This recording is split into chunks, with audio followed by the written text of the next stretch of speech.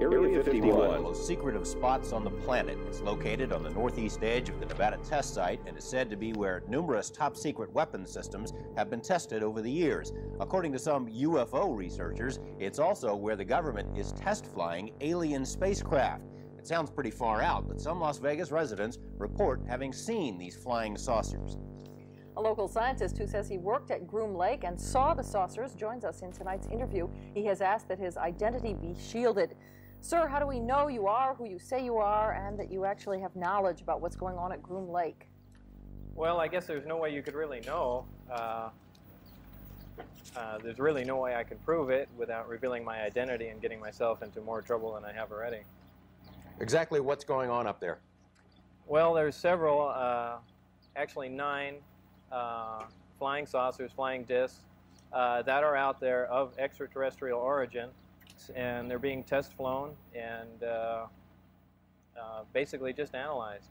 You say there's 9 saucers. How are those tests going? As far as what?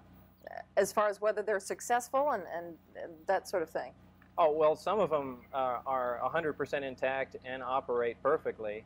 The other ones are being taken apart. I was involved mainly in propulsion and the power source. Where did we get these saucers? How did they come into the hands of the government?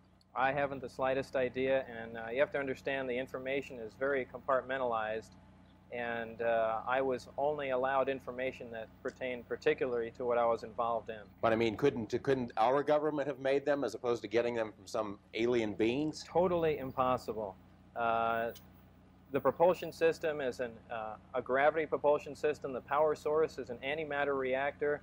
This technology does not exist at all.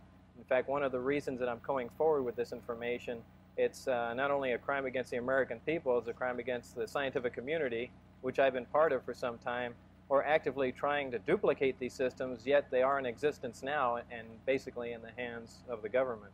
What would happen to you if the government learned that you were giving us this information? Anything could happen. I don't know. It's, I haven't the slightest idea. Well, you said you referred to getting into trouble. Have you had some repercussions already? Yeah, I've been threatened with being charged with espionage. I've had my life threatened by them, my wife's life threatened by them, and I mean, I don't know where else you can go from there. Well, we want to thank you for joining us. It's pretty interesting stuff you've got to say. Thank you. Thank you, sir. Well, more news in just a moment. Now, first we go to Dan Rather in Beijing for a look ahead at the CBS Evening News. CBS Evening News from China. We'll have extensive coverage of Mikhail Gorbachev.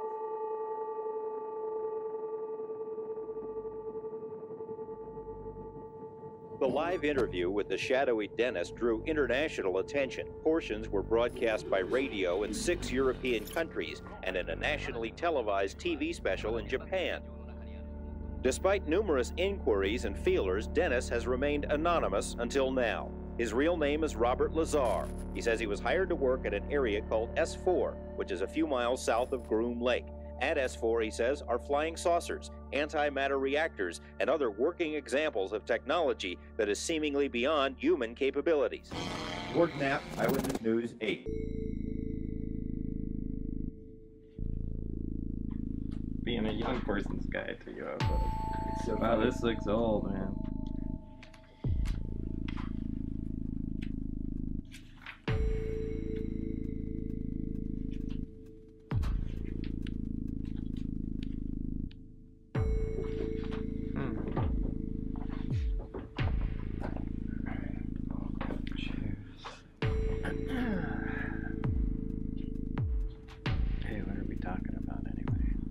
We'll go through.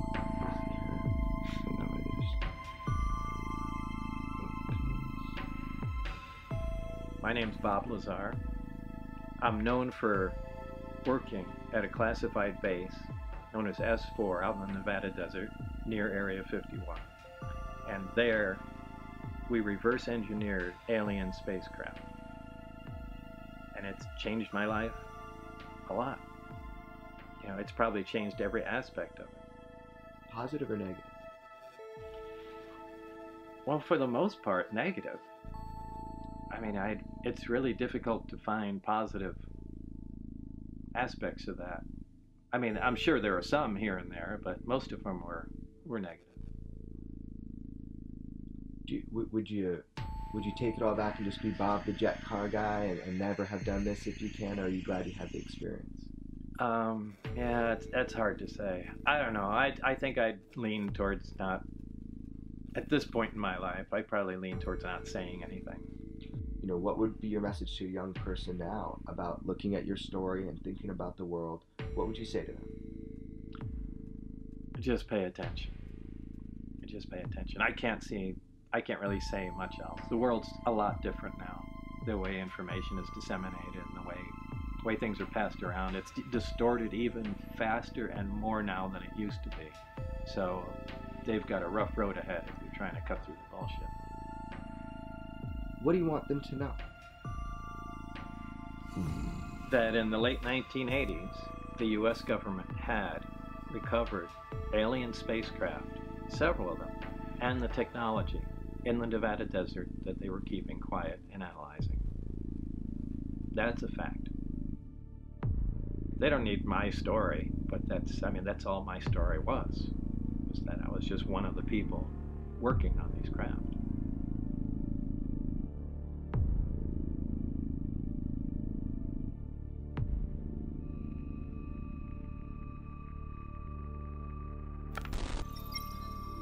Well, fine, I'll just say everything instead of holding back on anything, and then you can edit it later on. All right.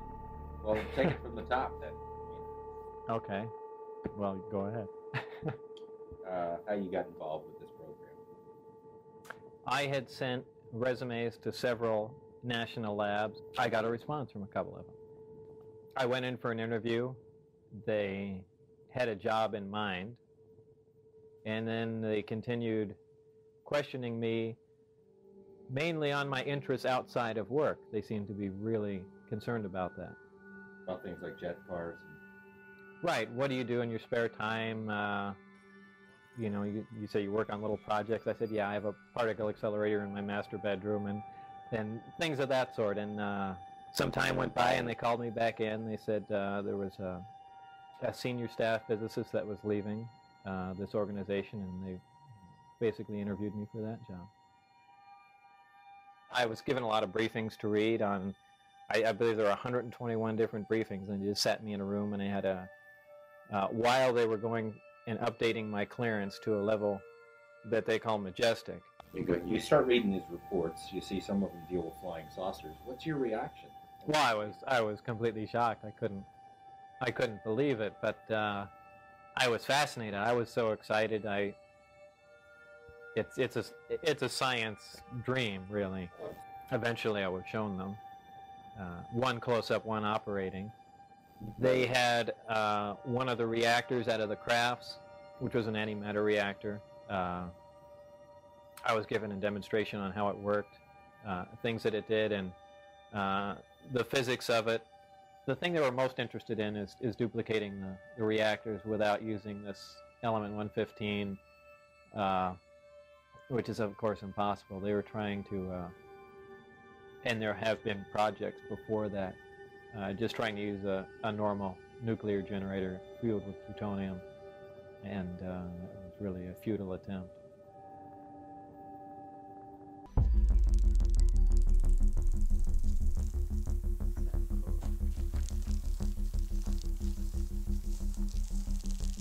What is your name, and what's your relationship to Bob Lazart? My name is Mario Santa Cruz, and I met Bob actually in my neighborhood. He lived like one block over. My attraction to Bob was his jet dragster. So I saw this jet dragster sitting out in front of his house in our neighborhood, which was extremely, just the jet dragster alone was rare. But in my neighborhood, to see something like that was unbelievable.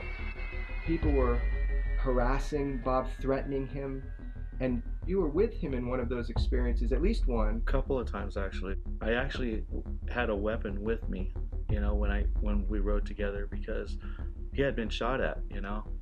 What was the weapon? Was it the Uzi?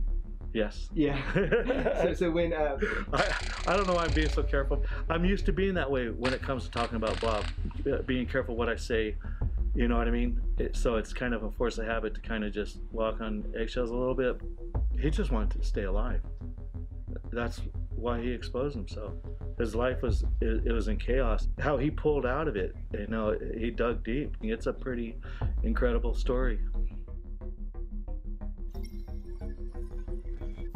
They shot at you? Somebody shot? Maybe as a warning, perhaps? It was a good warning. I had my back tire shot out on my car as I was getting on the freeway. Saw the guy? Yeah. Is this a secret worth killing to keep? I mean, to the government, would you say? Obviously. But in fact, the only reason that getting this on tape is insurance. Well, that's one reason. But I mean, also as an American citizen, you're bothered by it, that this stuff is going on. And yeah, I am, but not enough to have, stood here and have it on the record. Insurance is the true motivation behind this.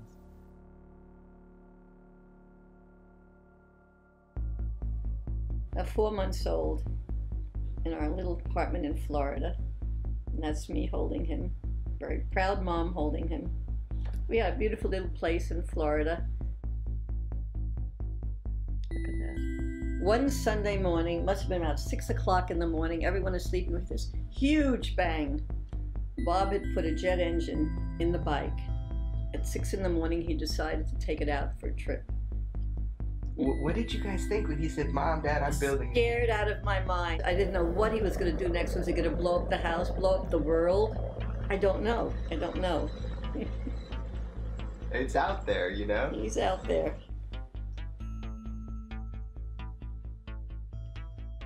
If he proves his story, let's say, maybe it would cause problems. Maybe it would blow shit up. It more than likely it would. So he's best off keeping things on the low, down low, really. But at the same time, he has said there is a way he could prove his story, and I want him to be happy. If vindication is what he wants, fine. But that's up to him. You believe him or not? It's a fearful thing to think that there's something out there that we don't know anything about. Are they dangerous? Can they hurt us? Will they attack us? You don't want to know, so you don't believe it. You'd rather not believe. There might be other things out there, other things in the universe. There has to be. We can't be all by ourselves. We can't be.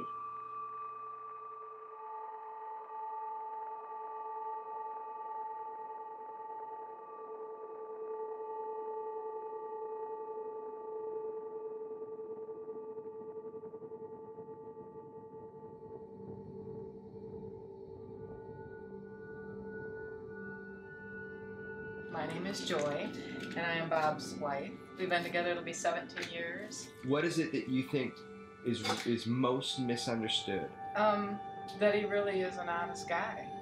He doesn't make stuff up. I guess it's just so big.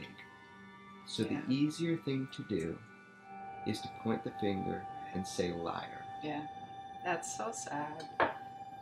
That's really sad. That they don't know real Bob. I love my job. There's a lot of craftsmanship into the stuff that I do. I really like working with my hands. It's a really unique job. I don't think there's any other job where you get to do this kind of stuff every day. We'll either get a really interesting order coming in, or Bob will get bored and try to come up with a new product, and that's when it gets really fun. So there's another one that he wants to do, like recreate a grand atomic chemistry set, something of that sort, and I think that would be really cool if he ever decides to really hone in on that. This is the Atomic Energy Lab kit. It's something from the 1950s, a toy, like a chemistry set you get for your kid. It was made by Gilbert. Chemistry is today a fascinating adventure for youth of all ages. Gilbert has made this exciting science available in safe and easy-to-understand form, made as completely safe as human ingenuity can devise.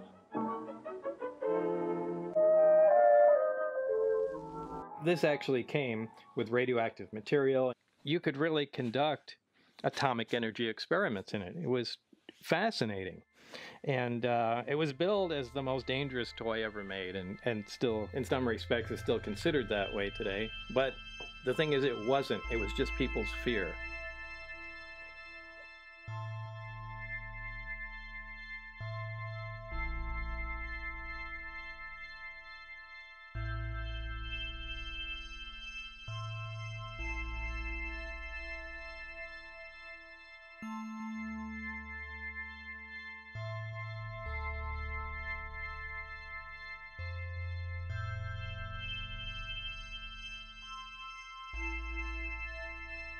So here I am, and I'm watching you do your work. When people don't know you, it's so easy for them to just make shit up about you and to dehumanize you. How simple that is to do. The fact that somebody would say you're not a scientist. I mean, all I've ever done is science-related stuff my entire life. So, I don't know. I guess the point is, do I really care what people I don't know think? And probably to some extent I do, but I don't dwell on it. I guess it is easier to discredit someone that you have no information on, because you can just say anything about them and there's nothing to refute it. I mean, I feel privileged I got to work in it. So, in some respects, I shouldn't be allowed to complain.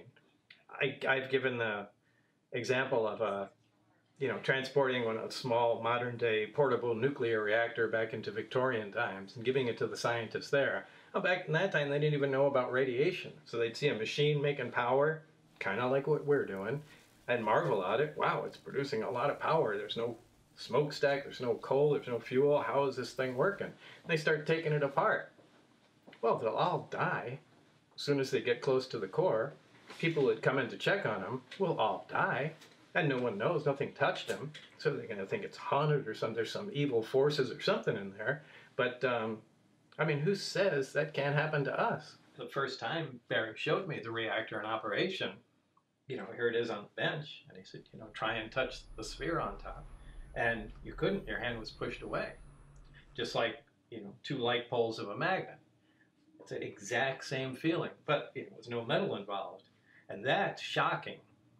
That's really shocking, because nothing does that. That's an operating, powerful force field. So just seeing something like that immediately starts that whole chain reaction in your mind going, wow, wait, if you can do this, there can be force fields on tanks. There can be things that lift off the ground. We don't need jet and rocket engines anymore. That means there's no use for cars. I mean, boom, the whole thing changes. The entire world, the economy, everything would go end on end just if we had an answer to how that machine worked that I was sitting there touching. The potential for us to re-understand human experience is... Right. There's life somewhere else. It's a big deal. It's an important part of human history that we found that out. It was awesome, but fearsome at the same time. It was being completely fucking scared all day long. It's not exactly the most fun job when you're there. Almost 3 decades later, the fear drops off and you're just left with the amazement and technology that you were exposed to. We have, an artifact here from another civilization. It really changes the way a lot of people think. We're all looking for an answer. Having physical proof is an awful big deal. You were telling people since 1989 that there was some sort of hand scanner. There was like a bone scanner, and you tried to describe it. You said you think it took measurements of the bone. There were these pegs. You put your hand on it. It's a small plate with some pins on it that you could put between your fingers. There's a bright light above it. The interesting thing is when you walk into the facility, or even to leave, they have a hand reader. I was told that it has to do something where it measures the bright light measures the bones in your finger. They're unique to each person. And it sounds like something out of a TV show, but it's exactly the way it is. Man, I looked for that kind of thing all over the internet, never found anything. And then all of a sudden this article comes out and it says that at the Nellis Range they were talking about the stealth program, there was indeed this hand scanner that was used in these secret programs, and they just admitted or announced it publicly. And there were some photos, and I just was interested, and so I never thought I'd see one of these again. But I tried to explain this to people so many times, and they either didn't believe me or say, yeah, I'm sure there is. And there it is. There it is. It's like a biometric thing for the hands, yeah? The beginnings of, yeah, I mean, it wasn't all that advanced back then, but yeah, that's it. I can't believe you found a picture of this. I really can't. This was the scanner used to get in to S4. And I tried to explain this to people so many times, that there was pins in, you stuck your hand, a light above, and it supposedly measured the length of the bones in your hand that, you know, is unique in each individual. It's exactly how it was. Yeah, that's amazing. It's amazing you came up with these. It's amazing to see this again. Back then, this was the hot ticket. What does it feel like when these little things that you said become public and there's this tiny bit of vindication? It is. There's little moments of vindication, you know, little pieces here and there that, you know, little I told you so's, you know, pop up every couple of years or so. But this is a big one. So a lot of people said these didn't exist, and, you know, it was some just fanciful thing I came up with. But yeah, this is exactly it. I did not believe that this should be a security matter. Some of it, sure. But just the concept that there's definite proof. We even have articles from another world, another system. You just can't not tell everyone. Checking out Lazar's credentials proved to be a difficult task. He says he earned degrees in physics and electronics, but the schools we contacted say they've never heard of him. He also said he worked as a physicist at Los Alamos National Lab, where he experimented with one of the world's largest particle beam accelerators, a half-mile-long behemoth capable of generating 700 million volts. Los Alamos officials told us they had no records of a Robert Lazar ever working there. They were either mistaken or were lying. A 1982 phone book from the lab lists Lazar right there among the other scientists and technicians. A 1982 clipping from the Los Alamos newspaper profiled Lazar and his interest in jet cars. It too mentioned his employment at the lab as a physicist. We called Los Alamos again. An exasperated official told us he still had no records on Lazar. EG&G, which is where Lazar says he was interviewed for the job at S4, also has no records. It's as if someone has made him disappear. One thing that people say about your story and your experience is that you were a puppet, a marionette, that you had no control over what was going on at that time, that you were taken advantage, you were compromised, and you were being used as a source of disinformation. And what evidence to support that? Right. Yeah, and what's the evidence to support those claims? Is that just something to say? No, I'm just saying that's the kind of thing. If you make a statement, you have to have some evidence to say where the statement came from. You're basing it on emotion, right, and fear, and you're afraid that I'm right. Tell me what you've heard that makes this impossible.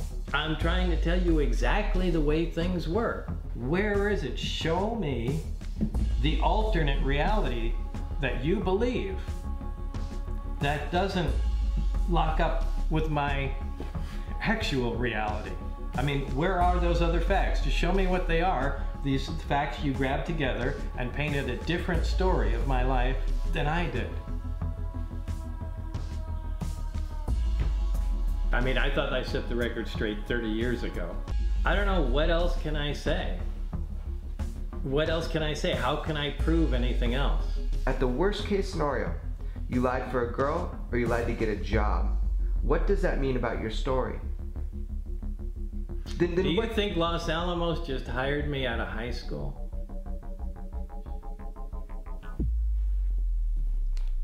If you don't think that's possible, then something had to happen in between. I don't understand how everybody gets so caught up in the minutia, because you can debate that stuff forever. We can go back before MIT. And you can start fighting whether or not and where I lived in high school. That is not going to translate into answering the questions and the things that I've brought into the public eye. That's the important stuff. It almost seems like this is an intentional distraction. You need to pay attention to the bigger picture. If you really want to research all the other stuff, fine, go ahead and do it. But you really need to pay attention to what I'm saying.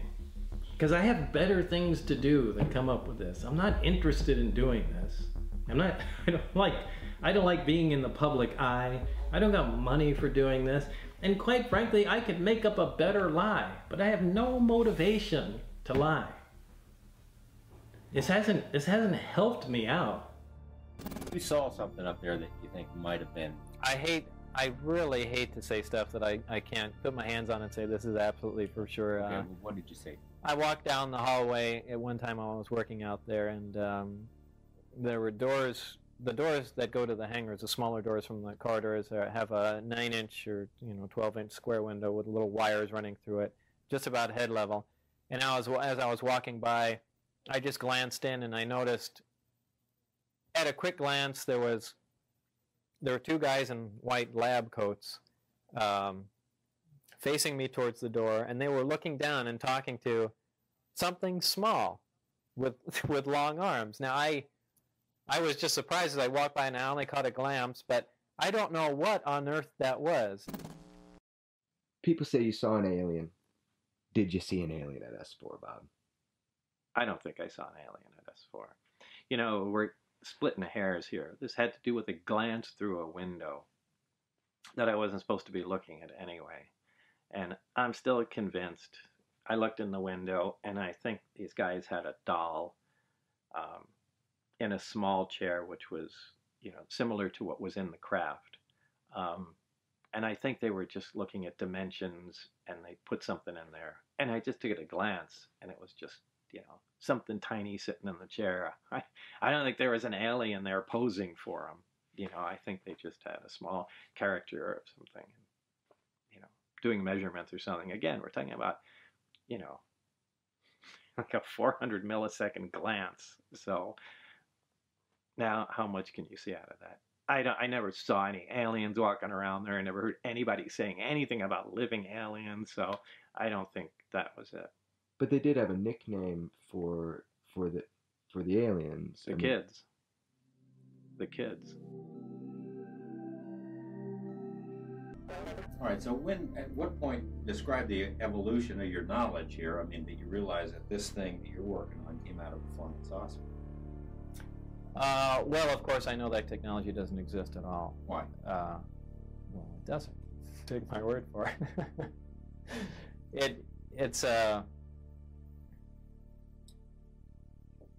just technology that doesn't exist yet. I mean, you're talking about that science doesn't even know what gravity is, much less how to produce it or control it. And here is a device that's producing it and controlling it and using it as propulsion. So you're telling me there's a different physics. That was your job. You were working on that.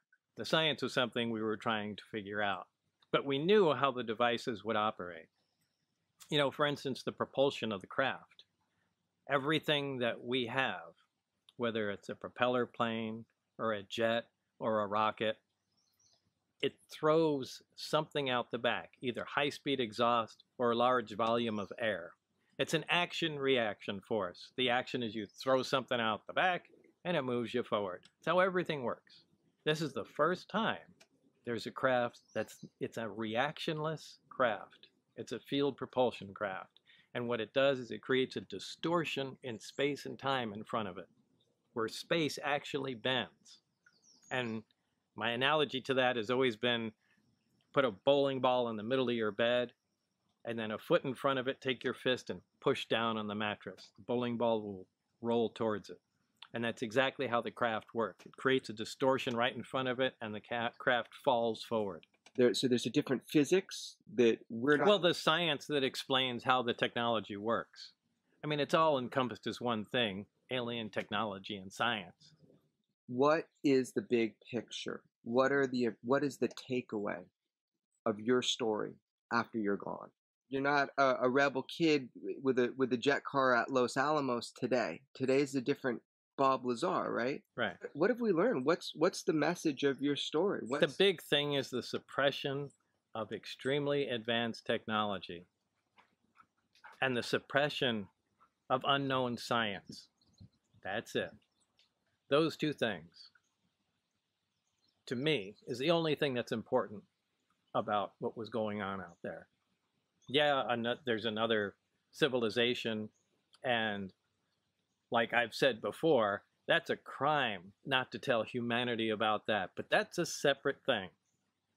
Meaning that there is something different in science dramatically that we're not allowed to know? Right.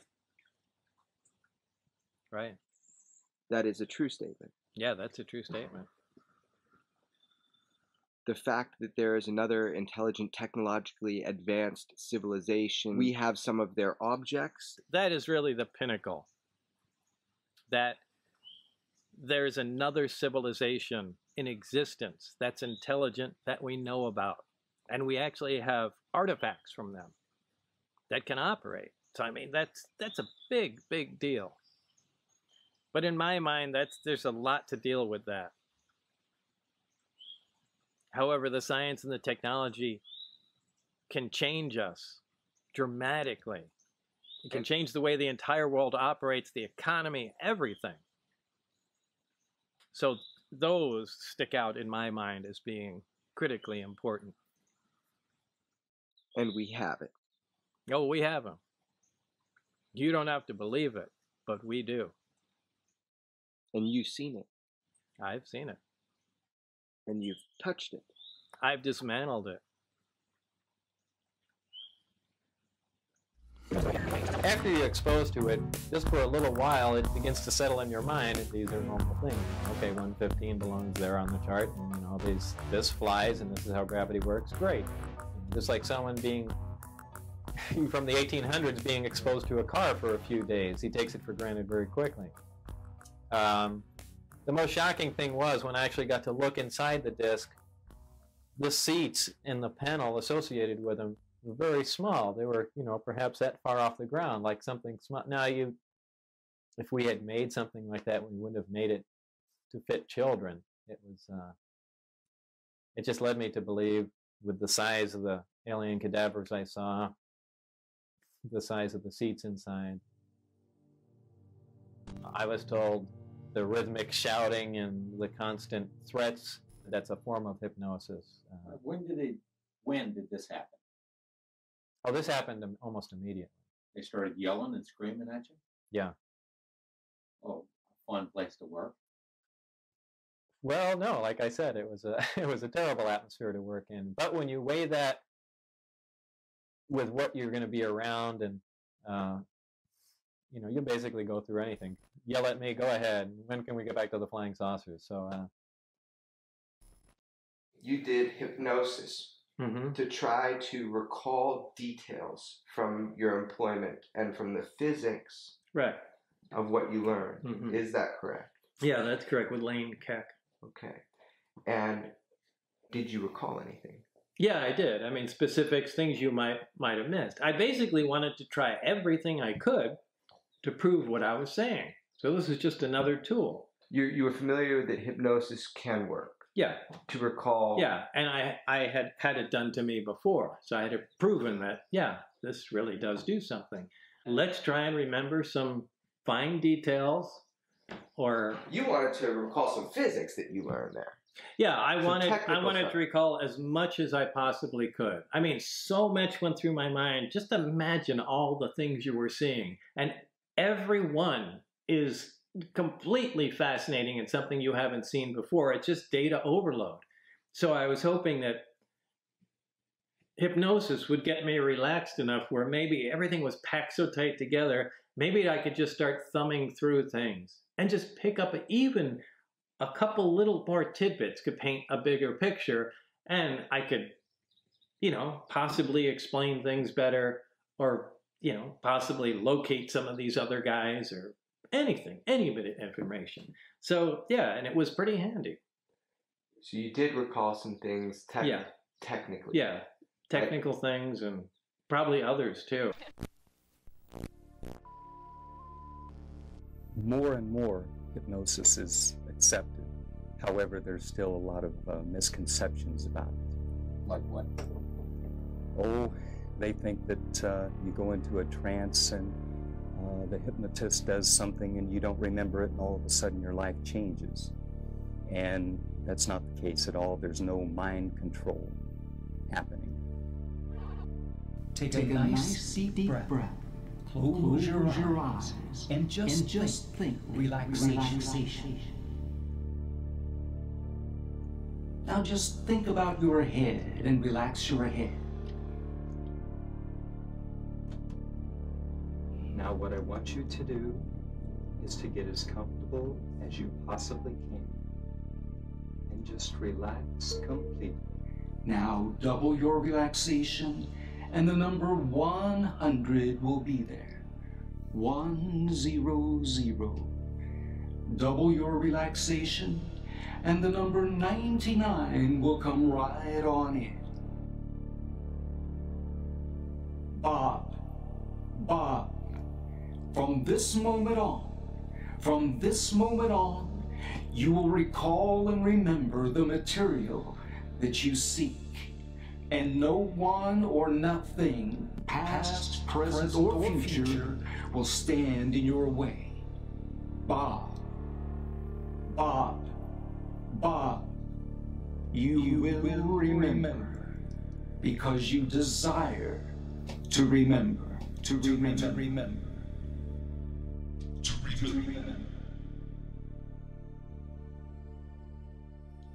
At one point, he was in hypnosis. I think it was drawing a reactor. He was trying to recall what was in the books. He saw it in the book, and then I told him, well, you'll come up and open your eyes, and you'll be able to draw. And he did, but it didn't mean anything to him. But it was a drawing that he drew this way. Oh, no way. But it was this way. And so afterwards, he looked at it, and he came back over and sat down here for a while.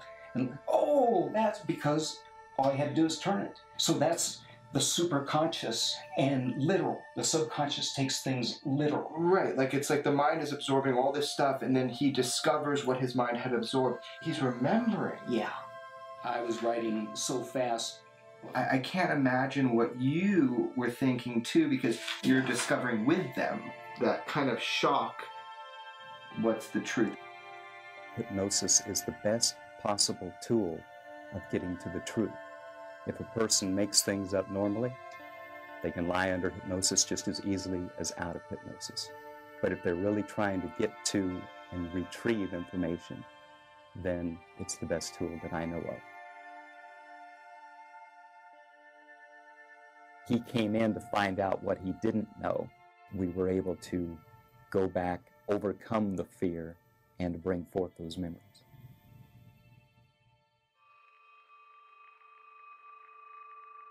According to Lazart, his employer was the United States Navy. He says he and other government employees would gather near EG&G, fly to Groom Lake, and then a very few people would get into a bus with blacked out or no windows and drive to S4. When you get off the bus, what do you see?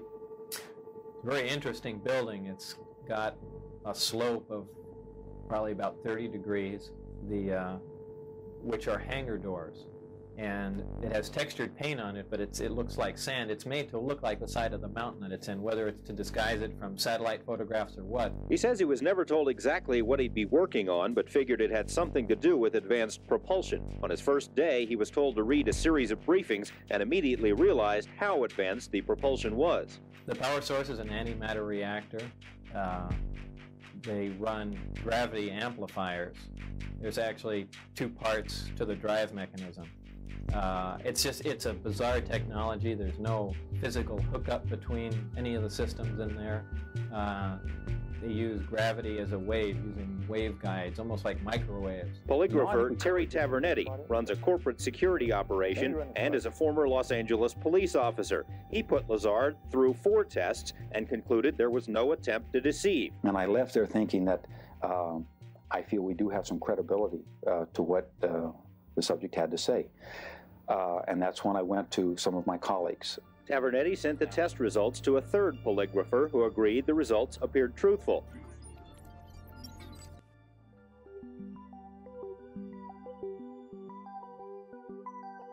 What was your function working on this? You were doing what? What was your job? We were to reverse engineer the power and propulsion system of this craft and see if it can be duplicated with available materials. I just want to go over with you what it is that you saw, to draw it out for people, to make a sketch.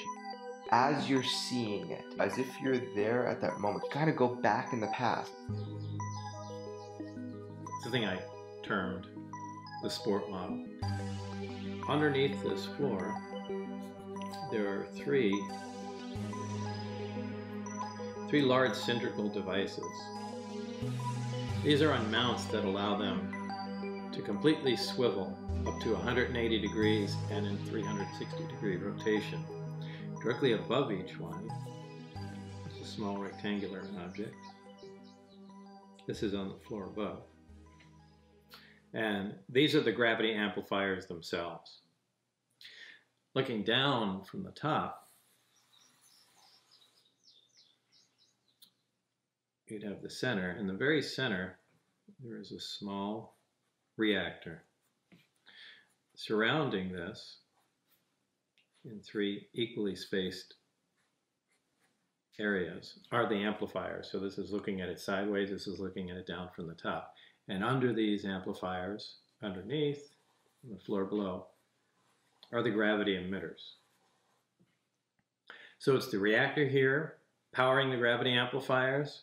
Gravity amplifiers output goes into the gravity emitters at the bottom, and the resulting gravity beam or anti-gravity wave can be pretty much put anywhere you want to. There was another level up here. Now I had access and was permitted to view and look at the operation of this main level with the gravity amplifiers and the level below, the gravity emitters. There is a level above which consisted of these two areas that I'm not all that familiar with. I assume these to be some sort of navigational engine. People call these large black rectangular areas on the top portholes. I believe they were some planar sensor array that just took in information from the surrounding area, whether it be patterns of stars or what have you. And there was their version of a computer or something to make determinations here that takes input from those sensors and then let the craft know how to orient itself and where it was in space. So that's what I assumed to be up there. I don't know for a fact. Again, that was not part of my job, and I was only led to believe that.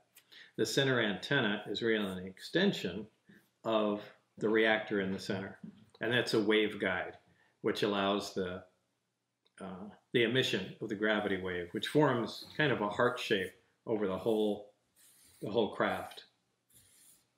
That's how it creates its distortion. These gravity emitters can be swung all the way up to 180 degrees. And this allows the craft to essentially stand on two of them and hover, while this one swings up and creates a distortion in front of it, allowing the craft to slide forward. So that's how their low power mode, Omicron configuration operate. The Delta configuration uses all three, and unlike science fiction movies where you see flying saucers just flying along like that, they actually fly belly first. The craft flies along, leaves the atmosphere of the planet, it turns its belly to the destination, the three amplifiers focus in on the destination, and that's how it proceeds. So that's basically the operation of it and overall how things were laid out inside the craft. This is an alien spacecraft. Right, obviously.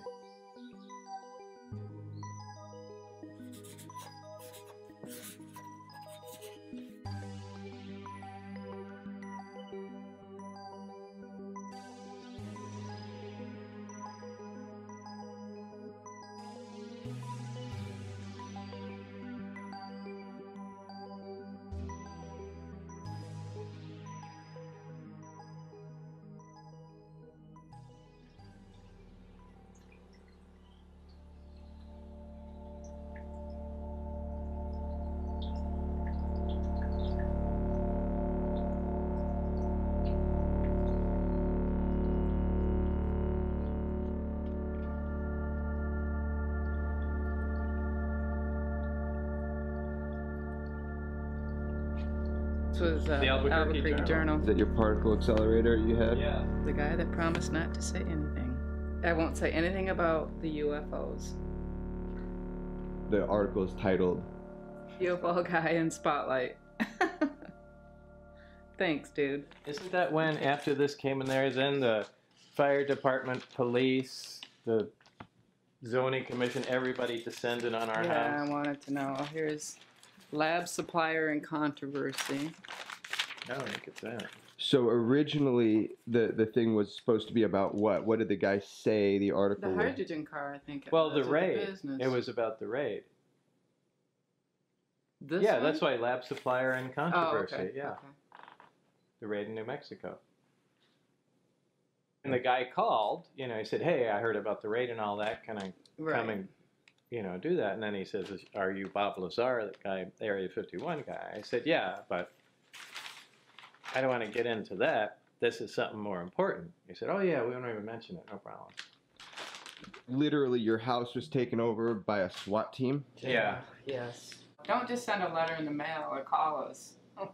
Right. Have the whole SWAT team and invite themselves to our home.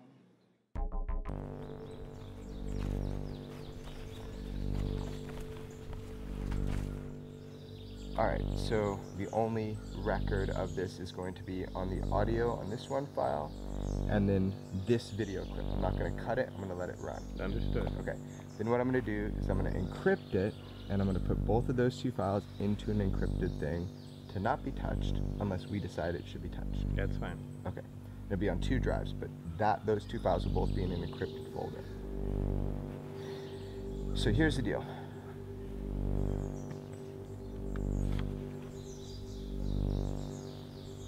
Did you ever get a piece of element 115 out of Los Alamos? I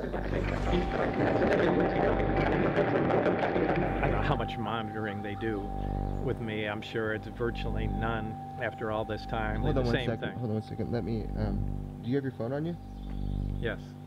Let's at this point take our phone. Let me just throw them. Let me put them in the ground over there. I'll turn mine off.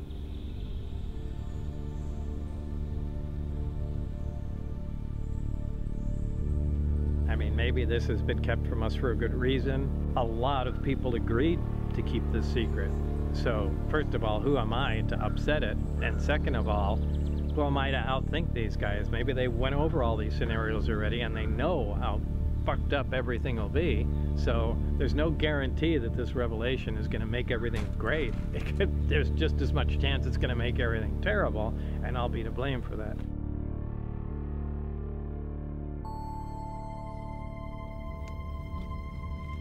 They identified themselves as FBI, and they said, you're Bob Lazar, right? And then, you know, one of them got on the radio saying, yeah, he's here.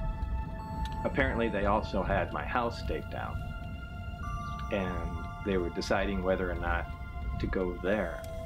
The conveyor belt of vehicles and agents and police did not stop. The whole thing was like a Twilight Zone episode. They came in and then they said, there'll be a few other people coming here. Just got a couple questions to ask you. In a short time, the street filled up with vehicles and the building completely filled with agents. It was really something else.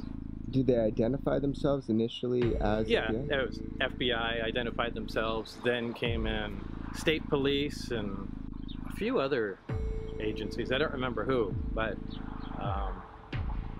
there were a lot. Awful lot. Standing room only in the building. It was crazy. Yeah, they had like a forensic truck. They had a bunch of different agents. They gridded off the building. I mean, obviously they're looking for something. Yeah, yeah.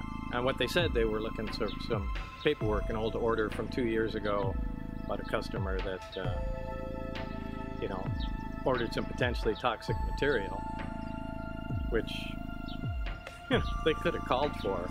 But this was certainly way over the top. I looked up to select the right key, and they were right beside me. It was quite surprising, considering you could see all around here, and there would generally have to be a vehicle or something somewhere. But I just pulled up, got out, picked the key, and then they started talking from behind me. I thought that was really strange. Of course, it got much stranger as the day went on.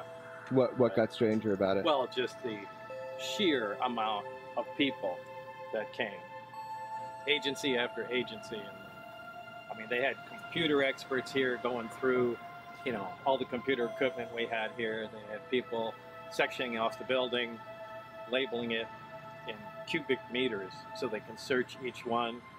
You know, what they were looking for was just an order form. So, very strange.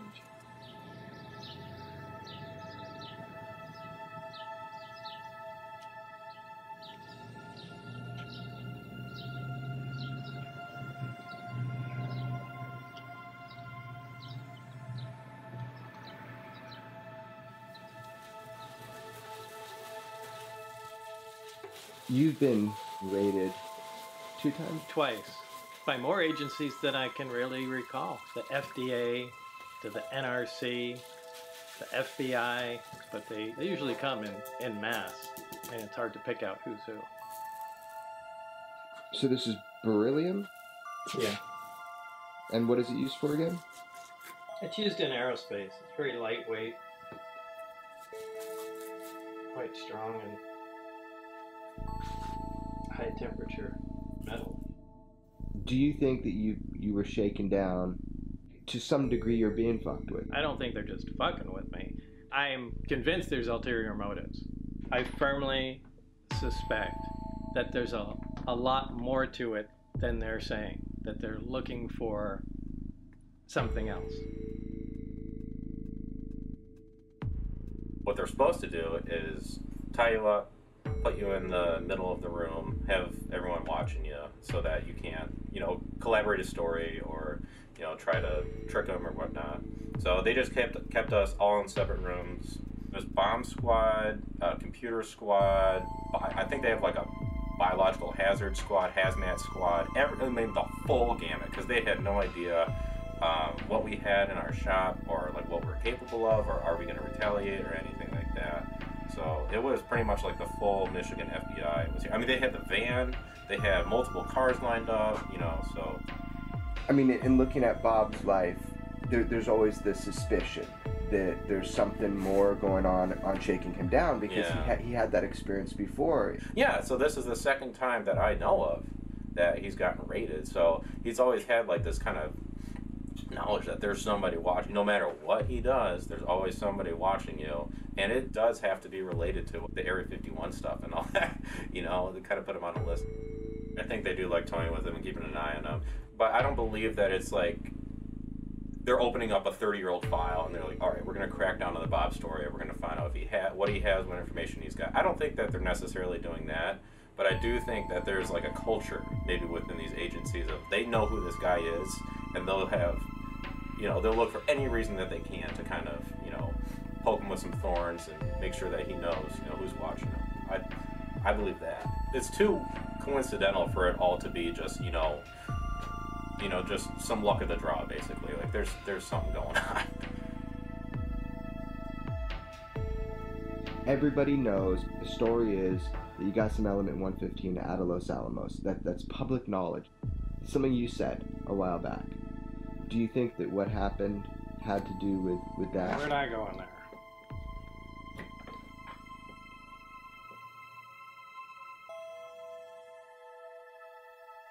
Are they trying to shake you down to find the 115 that you said 30 years ago that you got out of the lab? People are going to ask that.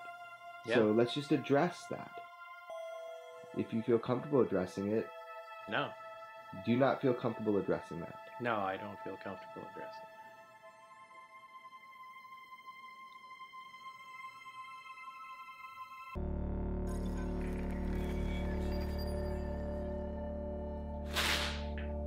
Element 115 was what we would call the fuel, what provided the power for the reactor to work.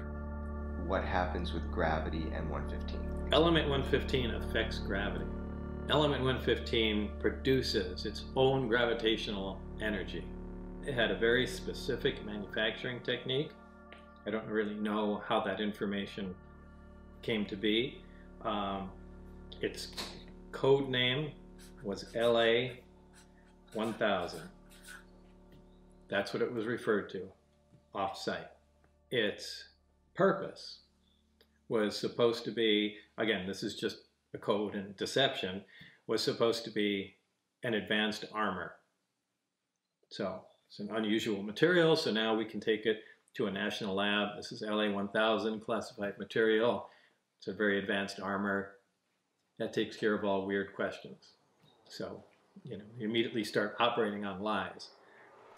This fuel is in the form of just a three-dimensional thin triangle, little rounded edges. It's somewhat copper in color, that reddish brownish. The way this is manufactured is really critical. It's not just cut out of a heavy sheet of material. A cylinder of this material is taken. This is machined into a cone. So this is, the outer part is shaved off using a lathe or something like that until you have a three-dimensional cone. Once you have the cone, it's sliced like this. And these slices become that. Now, even this starting piece, a solid cylinder, is not even a solid cylinder. It consists of many discs stacked up. And these are fused together to produce that. And all of these steps are necessary to produce a successful triangle that brings fuel. So actually, if you were to look at how this came to be, this would actually be pieces of all these discs that were cut at unusual angles. Now, apparently, if you don't do all this, that doesn't work. So, unfortunately, that's the extent of my knowledge on this.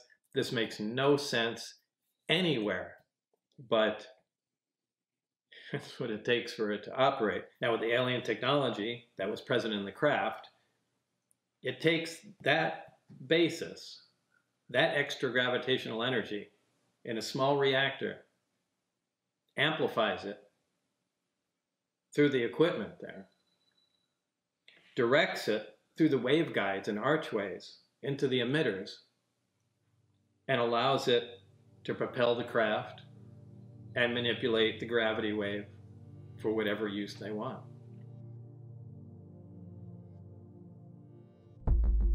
How can this be true? I don't believe a word of this. Do you expect people to believe this?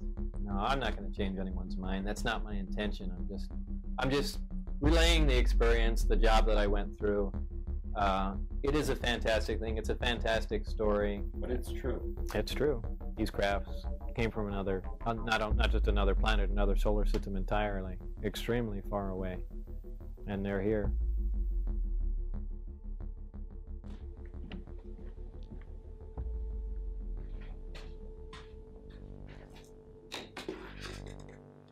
I mean, I've been making fireworks since I was 12, and professional fireworks for at least 20 years. Fireworks are just fun. They're artistic. It's like painting the sky. Controlling a large amount of energy has always been impressive. Since the New York Times story broke, since Lou Elizondo came forward and said those videos went public, the world is now talking about UFOs in a more serious vein. I think that's a good thing, and I think it reflects positively on Bob Lazar's story, and I hope that the world will take another look at it. Thus, the jet bike, the jet car. Yeah, to take, a large amount of energy, which would normally be thought to be out of control, to take that and harness it and have it do what you want has always been impressive to me. The easy way out is to say he's a liar, he's making it up. It's hard to go ahead and accept the possibility that he's telling the truth. But if I did not believe it, if I thought for a moment that he was lying about it, I'd be done with it. I wouldn't still be supporting it 30 years later. Your life has been under a microscope every word you've said for 30 years recorded has been under a microscope, and that's affected you. Yeah, of course it has. It'd affect anybody. How has it affected you? In the way I talk and how much I do. I'd rather not, in a public forum, I'd rather just not say anything. Why do you think people are so obsessed with every word that you say about your experiences, working at They're just looking for a way to look for an inaccuracy and to be able to discount the whole thing. Oh, he said this one time and said it slightly different this time. Obviously he's making it up. No, that's just the first word that entered my mind. I don't put that much thought into it when I'm saying it. Look, as much as a lot of people hate it, this stuff really happened. I mean, if it bothers you, that's too bad. I think that's just hard for people to accept. I mean, so... Yeah, it would be... Look, I fully understand. I would feel the same way. I'm not sure I would believe my story. Boy, there's not enough evidence, but I couldn't discount it either. You saw alien ships. Yeah. You worked on a gravity wave amplification system trying to figure it out. Right, a propulsion system and a power source that's completely unknown to mankind. And there's no way human beings could have made it. There's no way human beings could have made it, under any circumstances, in any country, anywhere, period. And for 30 years, you are telling us the truth. You bet. This shit happened. You got it.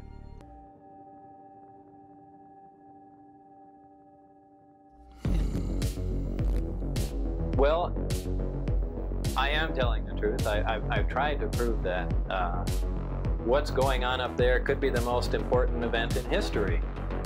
You're talking about contact, physical contact and proof from another system, another planet, another intelligence. That's got to be the biggest event in history, period. And it's real. And it's real and it's there.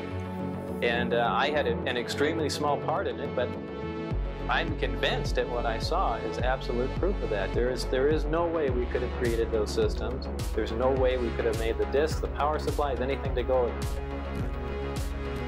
Lazart says he has no intention of going on any UFO lecture circuit. He's not looking to do any additional interviews. In fact, he wasn't too crazy about doing this one. He did it after certain unfavorable things started happening in his life, and he did it because he feels that whoever is running the show up at S4 is perpetrating a fraud on the American people and on the scientific community.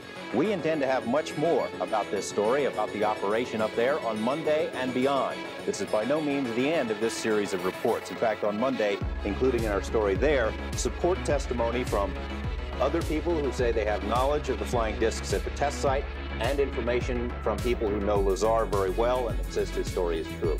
If indeed they have these flying saucers, George, it seems like it'd be really hard to keep it so secret. Well, yeah, it would seem that way, except for as Lazart asked his superiors up there, they say it's the easiest secret in the world to keep. It's leaked out many times before and nobody believes it.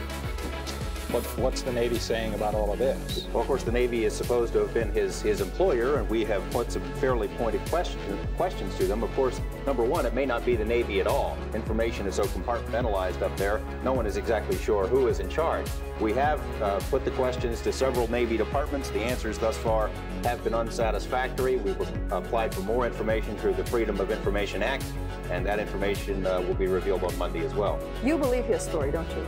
Yeah, I do. Yeah, I've got to know him pretty well over the last couple of months, and I believe he's telling the truth. Fascinating stuff. Thanks, George.